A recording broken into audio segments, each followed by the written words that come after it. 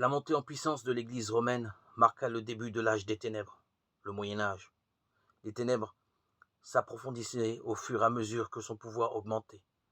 La foi fut transférée de Christ, le vrai fondement, au pape de Rome.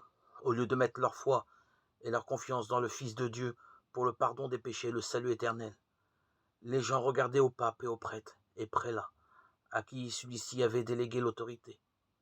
On leur avait enseigné que le pape était leur médiateur et que personne ne pouvait approcher Dieu sinon à travers lui, et plus encore, qu'il se tenait à la place de Dieu pour eux, et que de ce fait, implicitement, on devait lui obéir.